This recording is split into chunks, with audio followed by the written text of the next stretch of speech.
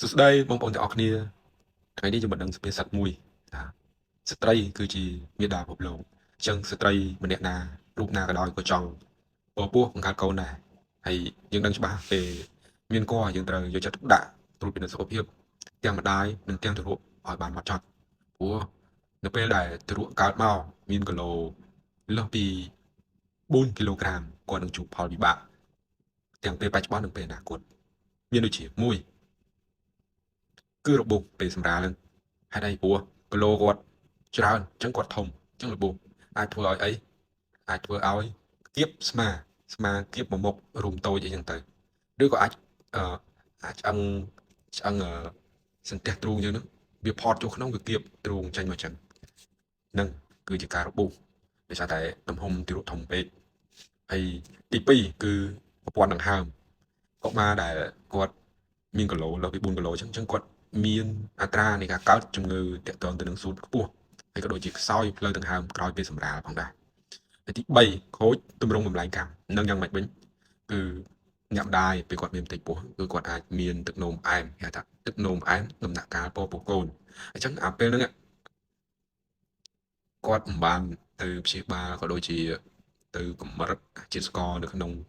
ខ្លួនគាត់ឲ្យបានត្រឹមត្រូវទេអញ្ចឹងពេលដែលកូនសម្រាលមកអញ្ចឹងកូនគឺអាចខ្វះជាតិស្ករអាពេលសម្រាប់ភ្លាមខ្វះជាតិស្ករឬធ្លាក់ជាតិស្ករទាបពេកក៏អាចមានបញ្ហាដែរត្រង់ហ្នឹងគឺអ្នកជំនាញឬវិជ្ជបណ្ឌិតកន្លែងសង្គមគាត់ទទួលខុសត្រូវគឺគាត់ត្រៀមទុកមុនគាត់ដឹងមុនកូនដល់4គីឡូអីចឹងហើយមួយទៀតក្មេងកើតហ្នឹងគឺអាចខូចខាតទម្រង់បំលែងកម្មតែម្ដងអនាគតទៅគឺគាត់អាចកើតជាជំងឺទឹកនោមផ្អែមជំងឺធាត់ខ្លាំងអីចឹងទៅហើយទី4គឺធាត់យូរអង្វែងមានន័យថាអត្រាធាត់គឺខ្ពស់នៅពេលអនាគតហ្នឹងគឺគាត់ត្រូវជួបបញ្ហាទៅនឹងដែលបន្សល់ពីការធ្វើប្រហែសរបស់យើងទៅមកបន្តិចត្រង់ចំណុចហ្នឹងហើយមូលហេតុក៏មាន3ដែរដែលនាំឲ្យកុមារកើតមកមានទម្ងន់ដល់លើស4គីឡូទី1គឺម្ដាយកើតជំងឺទឹកនោមផ្អែមកំឡុងពពោះ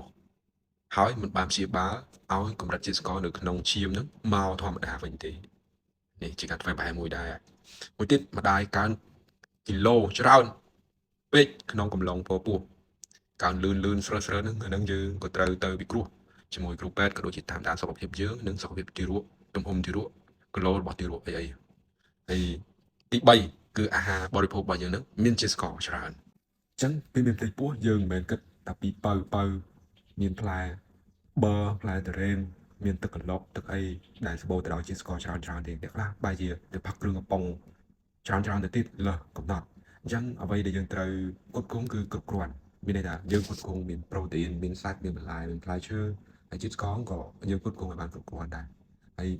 វីតាមីនជាពិសេសគឺយើងដឹងហើយគ្រាប់ថ្នាំជាតិដែកគឺយើងមិនអាចចោលបានទេតាំងពីមុនមានគល់មកម្លេះមានន័យថាយើងត្រៀមមានគល់យើងលេបថ្នាំជាតិដែកយើងត្រៀមតែនឹងកាន់តែល្អប្រសើរទៅទៀតអរគុណសម្រាប់ការតាមដានវីដេអូហើយជូនពរអ្នកនរគ្នាក្រុមគ្រួសារអ្នកនរគ្នាមានសុខភាពល្អ